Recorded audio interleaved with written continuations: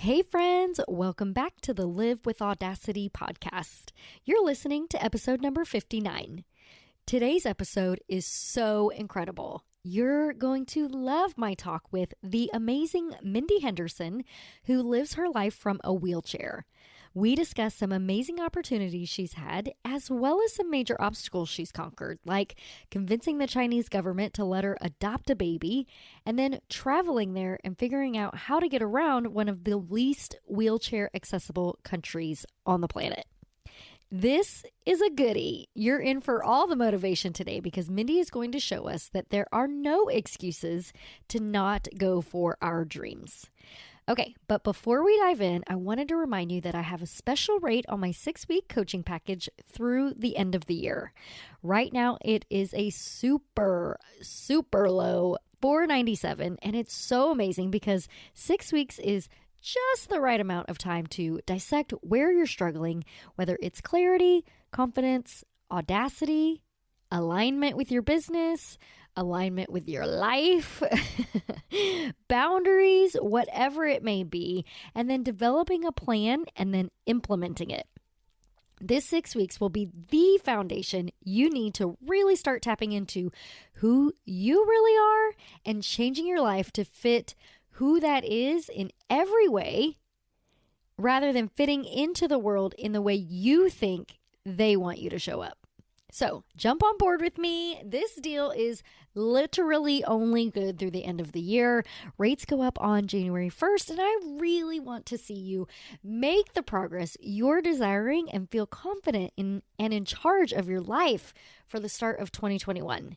This year has been insane. Am I right? Okay. And it's been draining and confusing and stressful. And I know that you just need someone to come alongside you and nudge you in the direction of your dreams.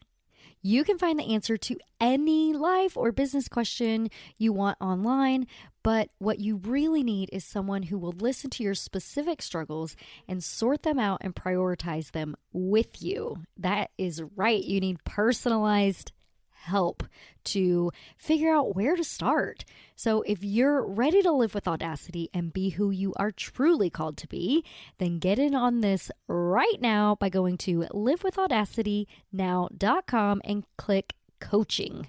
Okay, are you ready to dive in with Mindy Henderson and me while we talk about all the amazing things that you can do with your life if you just stop making excuses? Let's dive in.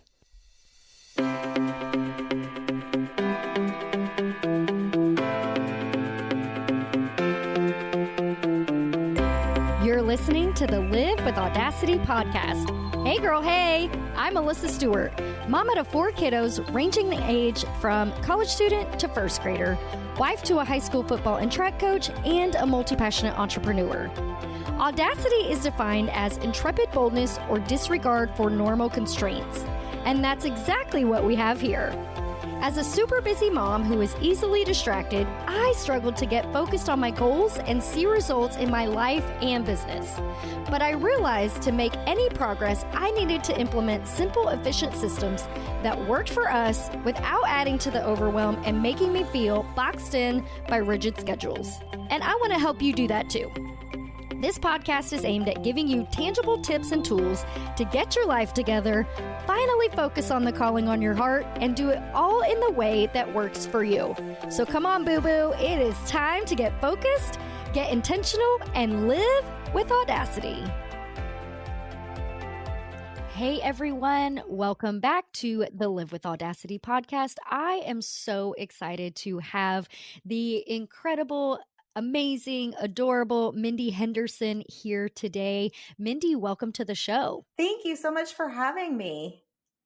I'm so excited about this episode today because, we scheduled our call and then for the last 20 minutes, we've just been chatting and getting to know each other a little bit. And oh my gosh, it's been so much fun. But everyone, Mindy is an incredible woman. She is a motivational speaker, a accountability coach, and a writer, and all the things. And something that you may or may not know about Mindy yet is that she has lived with a disability since she was a young child. And those things have really helped her to build her into the person that she is today. And my favorite part about it is the accountability coach part. Is that your Uh-oh. favorite part, really? Yeah, it really is, That's because awesome. I think a lot of people say, oh, they make excuses for themselves, right? And you Yes. show us every single day there are no excuses. Like, if you want to do it, go after it. So tell us a little bit about how this all came about for you. Absolutely. So I love that you said that, because I just want to start out by saying you kind of nailed my mission, which is, really to, try and help teach people how to navigate their own adversity, to bring positivity to the world, and to really try to get people to stop using adversity as an excuse, and to really see their true potential, and all of the possibilities that they have within them. So I love that you picked up on the accountability coaching and tied that into kind of no excuses. So, to answer your question, this has honestly been a lifelong journey. Just like you said, I was diagnosed with a neuromuscular condition when I was only about 15 months old. And it's a condition that, it's a progressive condition. So it's gotten worse over time. And it's a condition that has, I like to say sentences me to life in a wheelchair. And so, you know, the the disability has, it's been a blessing in a lot of ways, which is a weird thing to say. There are certainly challenges and difficulties that have come along with it. But one of the things that I had the opportunity to do when I was really small, starting when I was about 4 years old, I got to serve the Muscular Dystrophy Association as their Texas and Florida state poster child. And Oh, with that, cool. yeah, it was so fun. And with that came along I feel a like lot. I recognized you for Yeah. forever, and maybe that's it, because my mom would always have us watch the MDA telethon. Oh, Um, wow. that's so crazy. I have chills all Yeah. over myself. Okay, go Oh, ahead. that's so funny. Yeah. So I did, I got to do things like be on the telethon and, go to events and make appearances. I gave my first speech when I was 4. And so I always say, I don't think it was a good speech, but nevertheless, You I were spoke 4. before a group of people. Yeah. And so I think that was kind of encoded in my DNA at a really early age.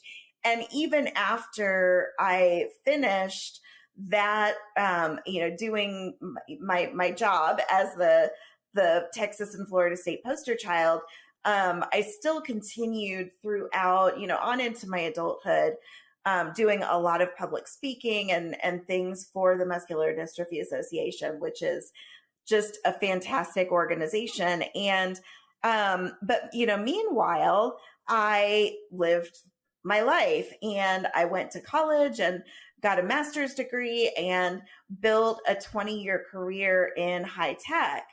And so I was a project manager. I managed teams of project managers.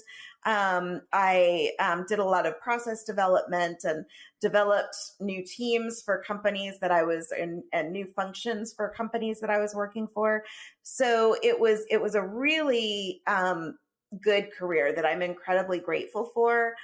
But what ended up, life throws curveballs at us. All the And time. the company that I had been working for about 7 years, about 2 years ago, maybe 3 years ago at this point, got acquired. And anyone who's been through that knows that one of the first things that tends to happen is they start making doing cost cutting. And oftentimes they will do a series of layoffs and things. They'll reorganize. And that happened. And the team that I was managing at the time was identified as one that was kind of a good candidate for a variety of reasons to move overseas. And so I Oh ended up no. I ended up parting ways with the company because I'd been there so long and there wasn't a lot of alternative hiring going on at the company. And I really truly thought that, I had this 20-year career behind me and all of this experience and all of these skills. And I thought it was going to, maybe take me a month or two to find another job. And 10 months later, I was still looking. And Oh at that wow. point, yeah, there was a day that I can remember when everything kind of changed. And I was casting a really wide net. I was doing a ton of interviewing and I was going through, 2, 3, 4, 5 rounds of interviewing with companies and getting really deep and far into the interviewing process, but nothing was quite connecting. And I had a company that I was interviewing with. I thought I was a shoo-in. I had interviewed with them a few different times. I'd gone through a few rounds and they called to tell me that the job had gone to somebody else. And Oh. I got really kind of angry for the first time in that process. And I was just frustrated. And, I wasn't sure what I was doing wrong. And I'd been, introspective and I'd been asking questions and, trying to improve all, throughout the course of this 10 months and, do things better and better. And I just didn't know what I was doing wrong. And I started to have some really negative thoughts and to get really angry. And then, but at the same time, I had been doing some more public speaking over the course of this time.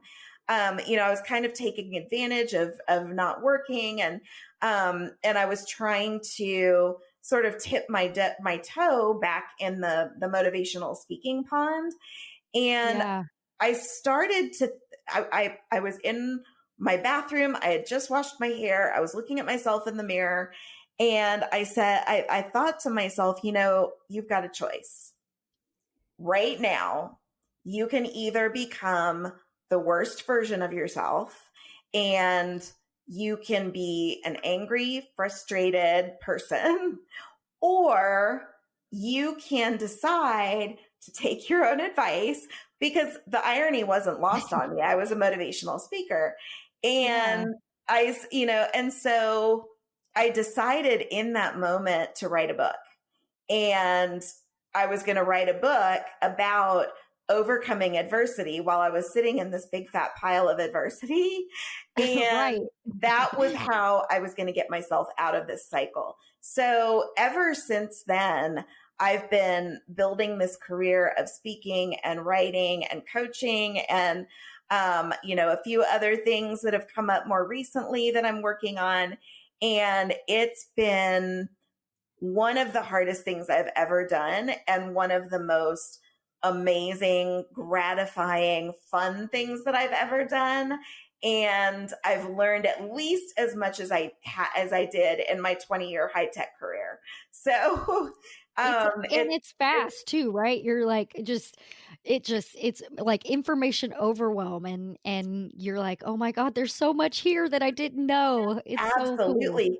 That and that's a good point because when you're working in a when you're working for a company, you've got a lot of resources and a lot of people and a team that are available to you and that you're learning along with, or you're watching and shadowing and modeling your career after different people and things like that. And in this career, it's been me, myself, and I.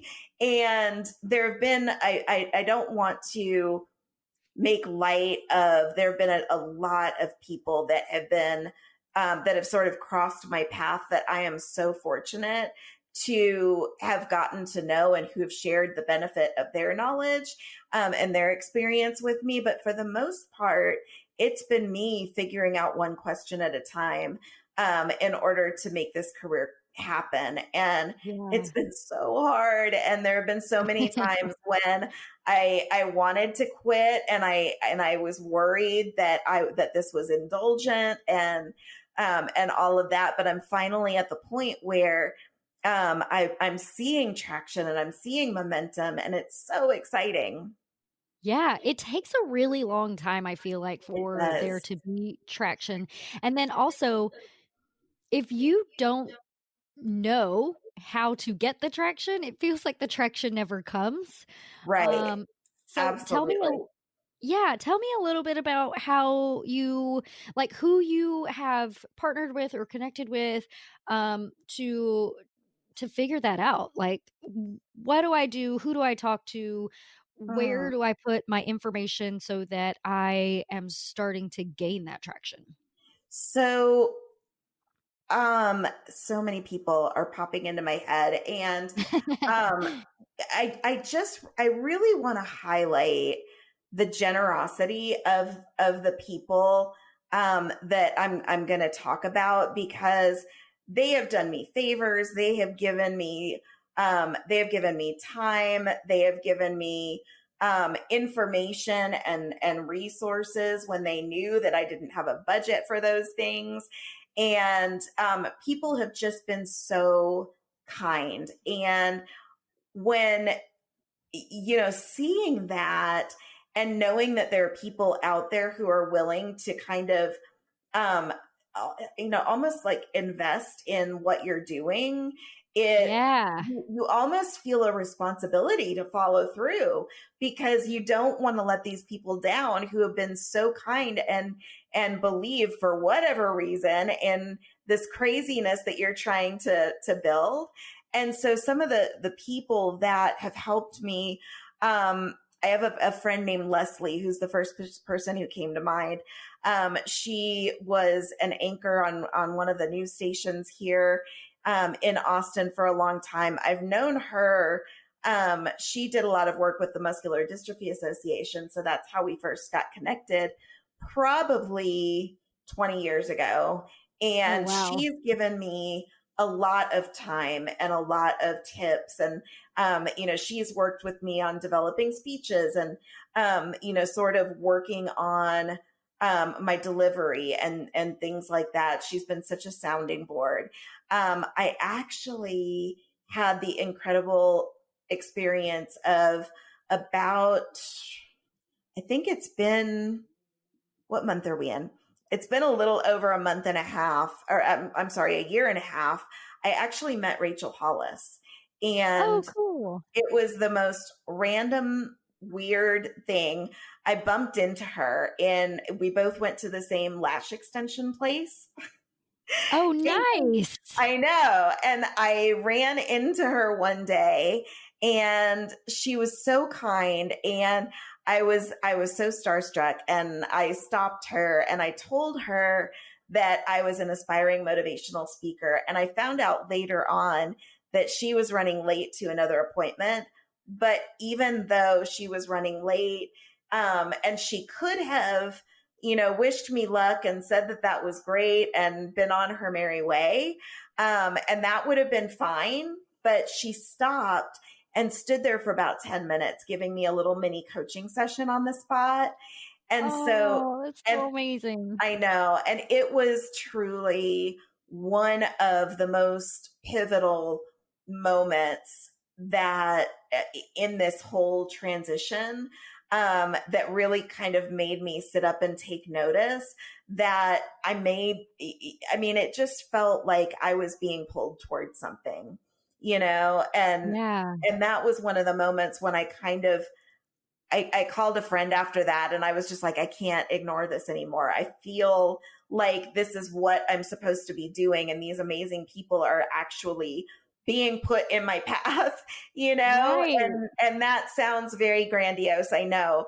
But that was, those are some of the things that have happened along the way that have really kind of told me that I'm doing the right thing. I love that so much. I feel Yeah. like it is so refreshing and amazing when something like that happens, and then you look around and you're like, "Oh my gosh, thanks for the sign, God or universe, Seriously. whatever you believe. Yeah, Yeah, right? Like, thank you so much for just affirming me and letting me know I'm headed in the right direction. That's so incredible. absolutely. And honestly, whatever, whoever's listening believes, and whether that's true or not, I personally feel like it's true. But whether you believe it or not, it was such a driving force in my life. And I went home, and I think in the next week I had something like 3 speaking engagements booked. And I What? yeah, and it was amazing, and it was because someone like her believed that I could do it, and told me that I could do it, and gave me some tools and some advice on where to look and how to get started. And Holy so cow. yeah, it was amazing. It was Oh really my gosh. it was a good day. Oh my gosh. I'm smiling from ear to ear thinking, Oh, holy cow, that must be the most amazing feeling to just get that, again, get that affirmation, but also, I can't even imagine your feelings that day. Like, oh, yeah. like that's a cloud you don't ever want to come off of. I don't think that I have come off of that cloud. And she's been really kind and generous to me since then. And it just, it goes to show you what a difference it makes when you believe in somebody, you know, Yeah. and how impactful that can be to the person. Um, and she's at another level entirely, but I think it's a good lesson for all of us to know the kind of impact that you can have on somebody just by giving them a little bit of your time, by, Yeah. not even questioning in fact, when I told her that I was an aspiring motivational speaker, she put her hand on her hip and she stamped her little foot at me and she said, "Okay, what are you doing to make that happen?" And Oh, it's so yeah, Rachel. Rachel. And she didn't ask me about my plan B, or she Yeah. didn't give me any And other indication than that it was entirely possible. And right. this And I is think, what yeah. yeah, I real quick, sorry, I don't mean to cut you off, but No, I no, no, really want to no. point out right here, right now, that she stamped her foot at you, put her hand on her hip, looked at you and said, "So what are you doing about this?" Yeah. Instead of um letting you say, "Oh, poor me. I'm aspiring, but I don't know Yeah. what to do." You know what I mean? She really put the ball in your court and was like, "Okay, and so what are Mhm. you doing about this?" Right? She Not did. let me help you, I mean, of course I know she helped you, but not drag you by the arm and put you in the right places and things like that. She actually said, what are you doing about that? And I think that is so important to point out, because a lot of times we stand here and make excuses for ourselves, and we put stuff out there and we wait for someone else to recognize our potential and our amazingness and all Mm, of these things. But really, at the end of the day, it's only up to us. It's only up to us. We have to promote ourselves. We have to talk about how amazing we are and really believe that. And so I just wanted to point that no, out to the that's audience that I'm it's so up to glad us. that you picked up on that, and it's so true, because I think it's rare in life to experience a situation where someone just swoops in and saves you. We have a lot of people who influence us, who help us, who are generous with their time, all of the things that I've been saying. But at the end of the day, it was up to me to turn myself into a motivational speaker. That wasn't her job. Her, in Right. that moment, she felt moved to encourage me and to help me a little bit, but the rest was up to me. You're absolutely Yeah. right. Oh, I love that so much. Oh, that makes me Yeah. so happy. I love it. Okay, so tell me about um um is the book out yet? No. So the book I'm working on, So the past year, I've been working on putting together a book proposal and shopping it out to agents. It's going to be a nonfiction book. And recently, just a month or two ago, I signed with a literary agent, which was a huge goal of mine and was super exciting. And so he and I are working together now to shop it around to publishers. So I'm, So cross cool. your fingers, cross your toes, cross everything. And I'm very, very hopeful that it's going to get picked up by a publisher and, get out there into the world, hopefully sooner rather than Yes. later. I love that. Oh my gosh, I'm so excited for you. Thank you. I feel like I needed this call today Oh, because I feel like there are things that I want to do, and again, it's not up to anyone else to help me do them, right? I have to do them on my own. yeah, And a lot of times they feel off in the distance. They feel unattainable, right? yeah. And so I'll say that even if no one else gets anything out of this, which I know is impossible, because it's so good, this is something I really needed today, and so I just Oh, wanna say thank you so much oh for my goodness. reminding me No, thank that you. it's This up to is me. it's a privilege talking to you, and I'm absolutely loving it. And you're so perceptive, and I love what you pick up on. So thank you. Yeah. So tell me a little bit more about the accountability coaching and how you help people stop making excuses Yeah. and go for their dreams. Yeah, so I actually do.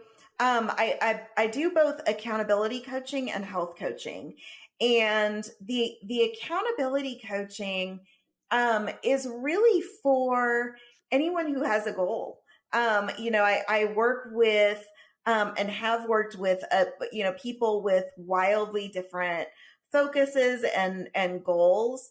I've worked with people on their business goals. I've worked with people on their health goals. I've worked with people on their financial goals, and it's really just a question of I think that I'm kind of a natural project manager. Some might call Nice. that Yeah. bossy, but We don't say that word I've here.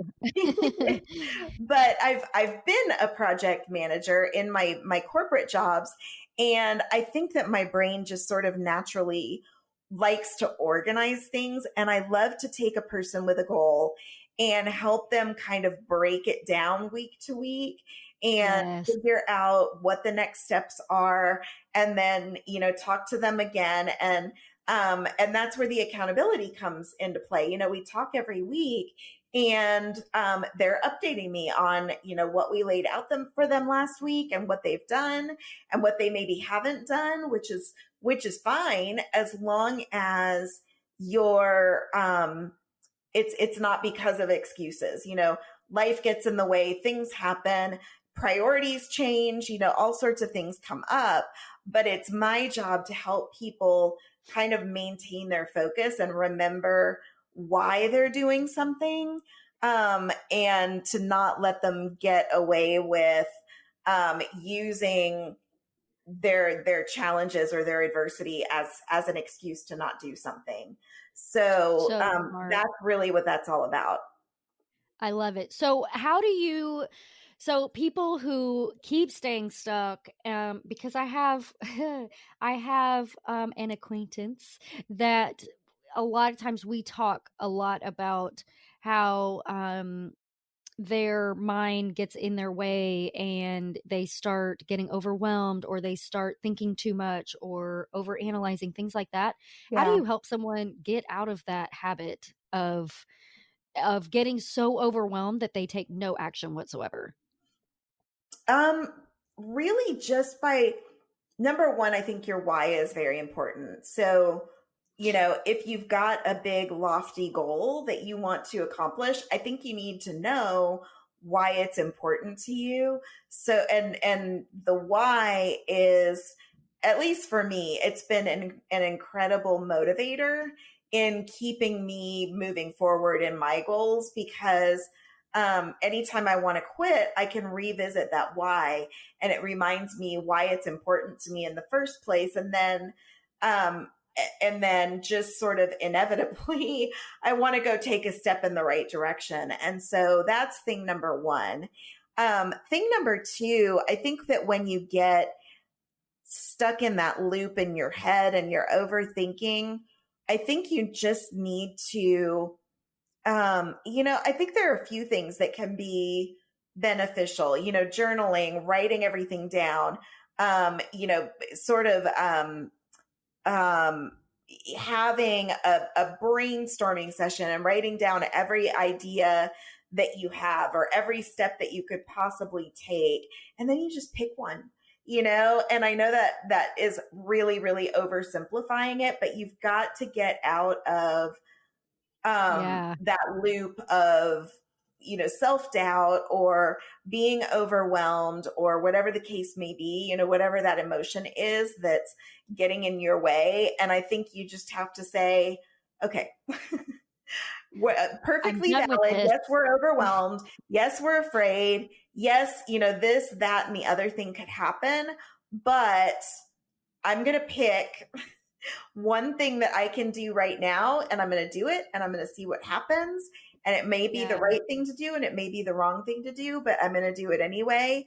And chances are it's going to get you one step closer to where you want to be.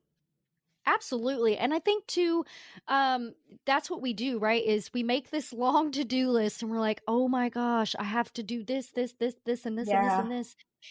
And just like pick the one thing, even pick the easiest thing. Who cares? Like, I know we're supposed to absolutely. pick the hardest thing I am and get it out of the all, way. yeah, I am all about low hanging fruit and quick wins. Right. And sometimes Right. that's what you need. Yeah. And that's a great point because sometimes picking the easiest thing is the best thing that you can do because it gives you a little bit of confidence. It shows you, well, this thing worked out and I got that piece of it done. Let's try something Yeah. a little bit bigger. So, sometimes it is just about baby steps and making slow progress. But the point is that you're making progress. Yes. Oh, I love that so much. Mm. Okay, so you have listed on here that you recorded a CD with George Strait's guitar and bass players. Yeah. I have to know about that. Tell me more. That was so fun. So I grew up singing. I found, I started singing when I was 6 or 7 years old, and I've always just loved music. I started, singing in the church choir, and then I think my first true musical love was Barbara Mandrell. Are you old enough to remember Oh, her? of course I am. Okay. Yes, absolutely. Oh my gosh. I was convinced when I was about 7 years old that I was going to grow up and she and I were going to be besties. And That can still happen, that, dude. yeah. And so I'm going to date myself a little bit, but this was, in the day of record players. And I had every single one of her records and I would spend hours, like hours in my room belting out Sleepin' Single in in a double bed at the top of my lungs, which I'm sure traumatized my parents to this day. But just mimicking the pitch and all of those things. So that's where it got started. And I sang through high school. I competed. And then I went to college and music took a back seat.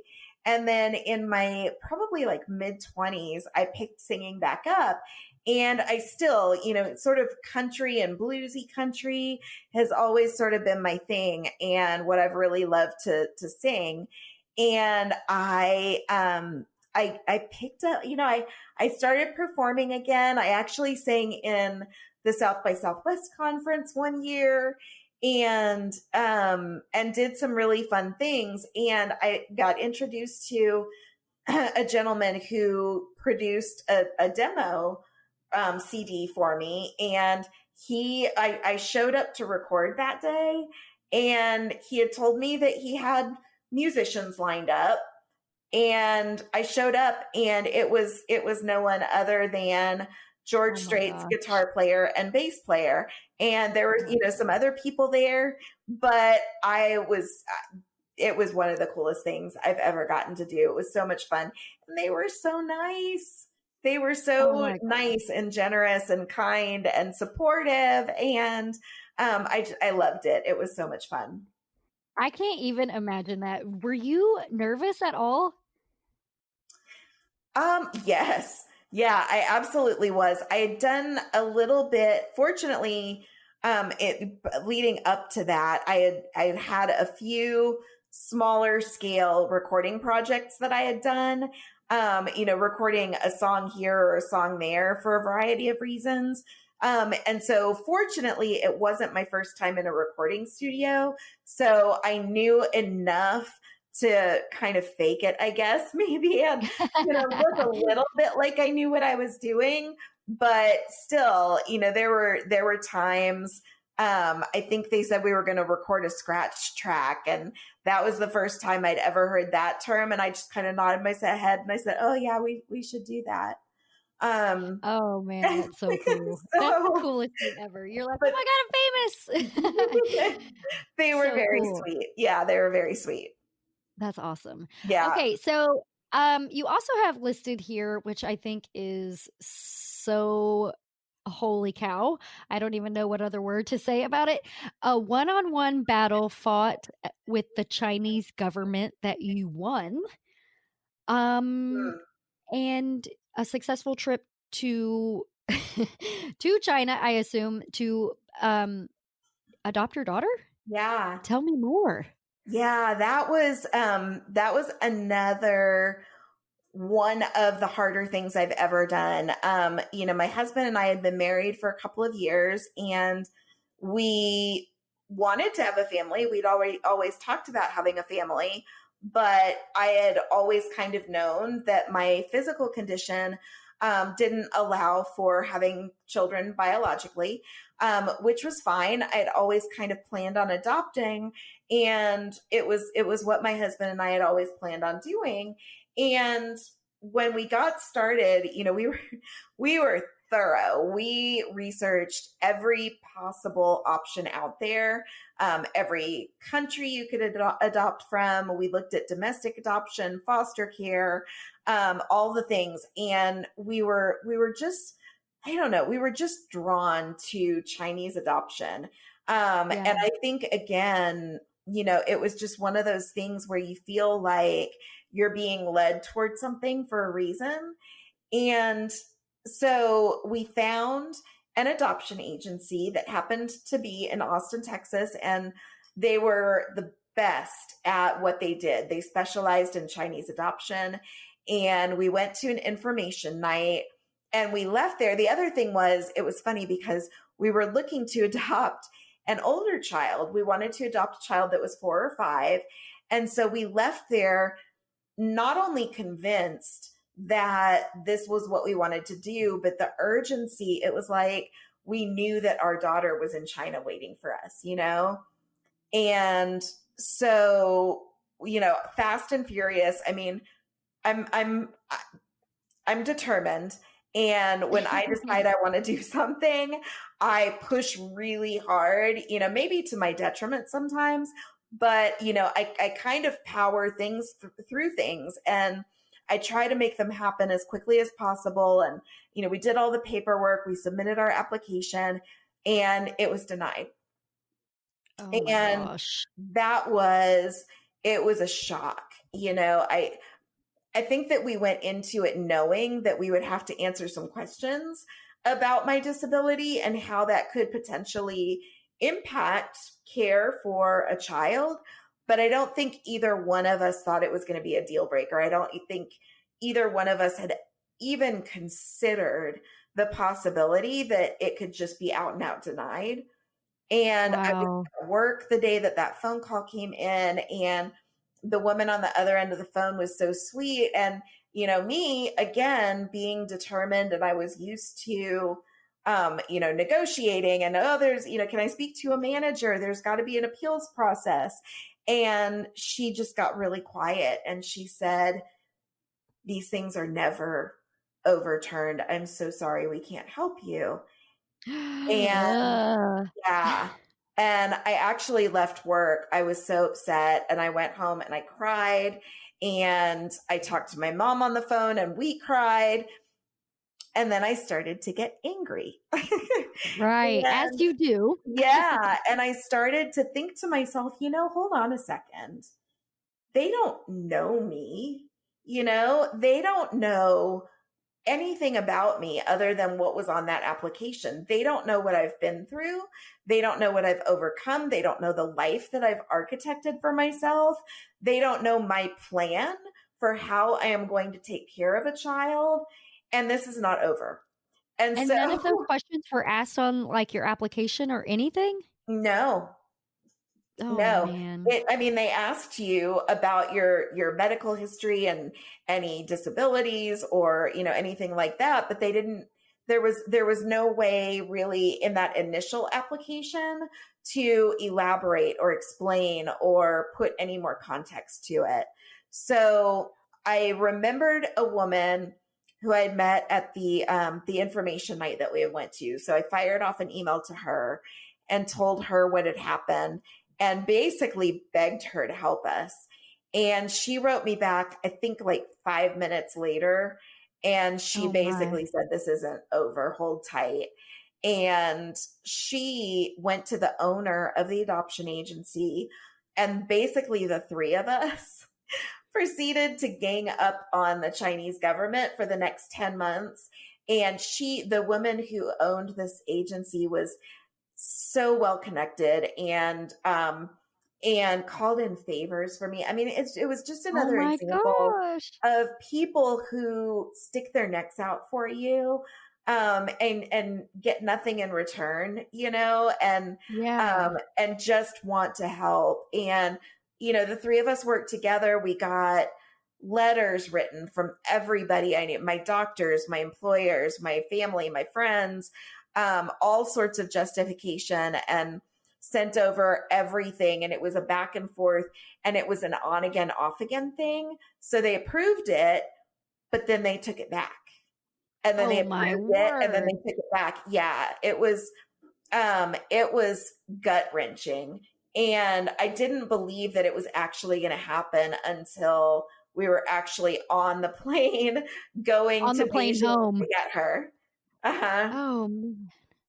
I Yeah. just holy cow. So when Mm. you were on the plane there, headed there, were you like, "Oh my gosh," like, for me, I would have been like, "Okay, I don't know, man. I don't know. I don't trust this yet." Yeah. How did I you how did you how did you yeah. deal with that? Oh my gosh, I can't even imagine. Honestly, I think by the time we got on the plane, we had done so much work.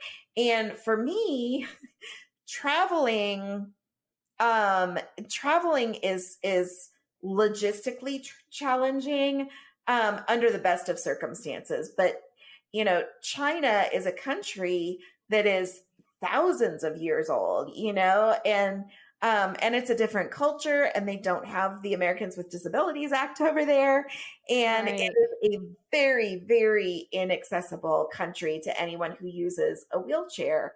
And so, knowing that, again, the agency that we were working with was amazing. And they were on the phone daily with people over there, checking out hotels that we were going to stay in and the bathroom accommodations and making sure that this was going to be accessible and that was going to be accessible.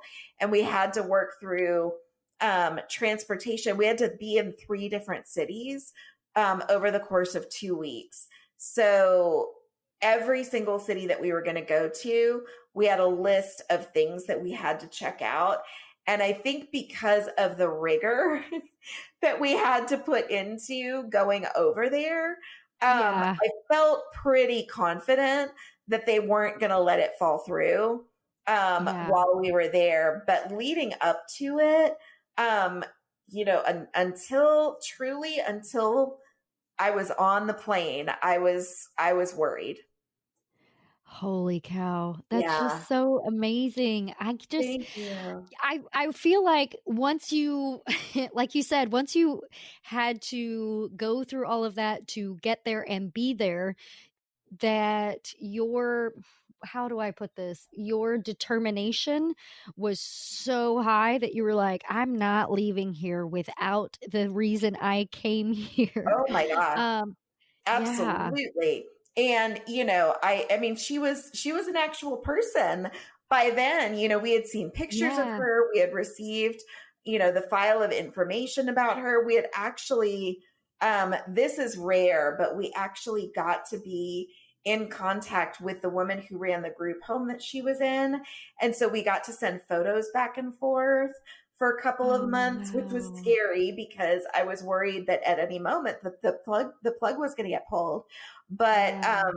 it was so very real. And actually, the woman who ran the group home that she was in came to our hotel the first night or two that we were in Beijing and had dinner with us. And I just sat there looking at her going, you have like been in her presence today. You've Oh, been with my daughter today, and the whole thing was just amazing. So oh man, amazing. that's And so she was cool. the most incredible little girl I could have asked for. And now she's in college and she left me. Oh, But you're like, "Do you know what I had to do to get I you here? know You're you're not allowed to leave." not allowed to leave ever. But yeah, she's an amazing human being, and I just absolutely love her. And I would do it a million times over to get the privilege of being her mother. Oh, that's so beautiful. Oh my Thank gosh, I love you. it. I love talking to you. We could literally do this all day long. Oh, I thought we were going to. I thought that was the plan. I mean, we could. I know. But let's go ahead and do a quick rapid fire. Tell me about a book, article, person, or talk that's changed your life. I think honestly, I've got to go with Rachel Hollis. She's been she truly is one of the people, that I can count on one hand who just changed the trajectory of my life. Yeah. No, I love that. And was it any particular book? Was it like what was your first experience with her? I did read Girl Wash Your Face, and that day when I met her, I had only a friend um, turned me onto that book, and about maybe a month and a half, 2 months before. So I read the book. I had started watching the live stream, the morning show, Yeah. and absolutely adored her. Loved the her personality and the way that she could just give people a little motivational speech every morning. And so it was Girl Wash Your Face to the morning show to that day that I met her at the I lash love it. place. And That's yeah, so it cool. was, yeah, she's amazing. She's it for you. I'll Uh-huh. say that she's one of the reasons that she's probably one of the biggest reasons that I decided to jump into the podcast and the whole Live Oh, with Audacity brand is just because, nice. yeah, I felt I the love same that. way. Like, I gotta take I gotta take the bull by the horns and Uh-huh. freaking do something that I wanna do. Again, instead of waiting for someone else to realize how amazing I am, I need Uh-huh. to know that. It's So, true. You control your yeah, own destiny. If I can name one more person, I actually would like to say my dad has been a very big, I mean, both of my parents, but my dad, from a professional perspective, has really been a mentor to me, and I think he's who really instilled my work ethic in me. yeah, definitely. I love that so much. Yeah, Dads are the best. I mean, I when you know. have a really good one and Uh-huh. he's around, Yep. they can be pretty incredible. Yes, yes, and moms too. Moms are wonderful. Well, I mean, that's a given. Yeah. So tell me about your favorite Friday night at home. I am so boring. I call myself a grandma all the time because I love nothing more than just turning off the lights, watching a movie, and just hanging out and getting the voices in my head to stop for 2 hours while I watch an action movie or a thriller or something. Those are kind of my favorite kinds of movies. So that's what Yeah. I really love to do. Yeah, that's so awesome. Just like that, it's kind of like trashy TV, right? You just need your brain to take a rest and not You be thinking about do. all the things because we tend to do that, Absolutely. don't we? Hmm. Okay, so tell me, what was your dream job as a kid? Oh, country singer for sure. That was going to happen when I was 6 years old. And it totally still can. We'll see. We'll see. I still love music and I still love to sing every once in a while, but yeah, that would take some heroics for that to happen at this point. Okay, so tell me your best advice to help our listeners live with audacity. I think just to know who you are and to know, um, it sounds so cheesy to say to just to believe in yourself, but if you're not going to, nobody else will. And so I think, um, being intentional about listening to your thoughts and listening to the voices in your head and the mean things that we say to ourselves that talk us out of doing what we really want to do. Um, Yep. because yeah, I think that's all of that is key. And then just don't quit. That's the common denominator between every single person who has ever reached a goal, big or small, is that they just didn't quit. And so I think that's what I would want people to do and to know. Yes, I love that so much because we do tend to do that thing where it's like, even if so I've always been really good slash bad, I guess is really the word, at trying something for a little bit and being like, okay, this is not working. Yeah. I'm not getting the results I want, so I'm gonna pivot and look at something else. Hmm. And even though that is true, you're right. I have learned that it doesn't matter what it is, just keep doing it and keep doing it and keep Yeah. doing it and keep doing it. And eventually, everyone is going to know that that's what you do, first of all. And then Uh-huh. also, they're going to start reaching out to you and saying, hey, I know that you do this finally after 1 million years. Yeah.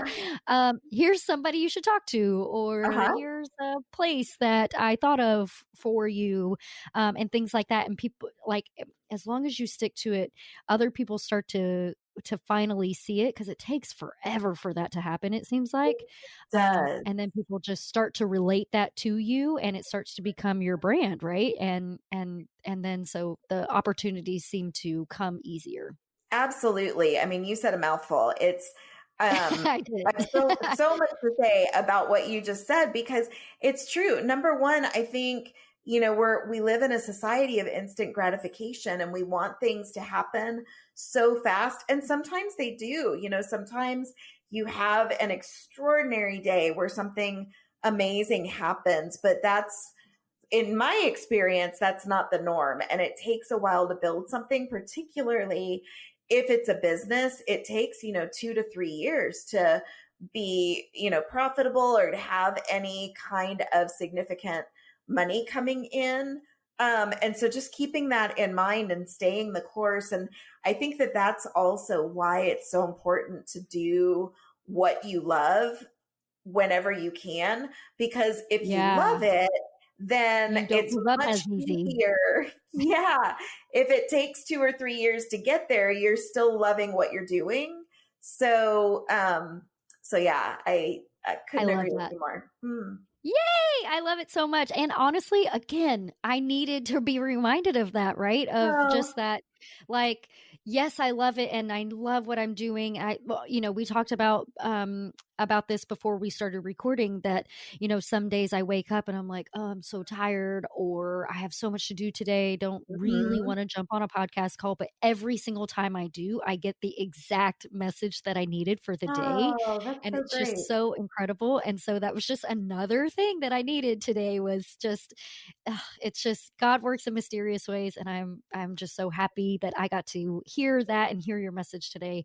Oh, It means so much to me. so nice. Well, and likewise, this has been energizing and so much fun for me. So, and I have had, I've got my little list of aha moments from talking to you. So, thank Oh, you for having me on, and I've really enjoyed it.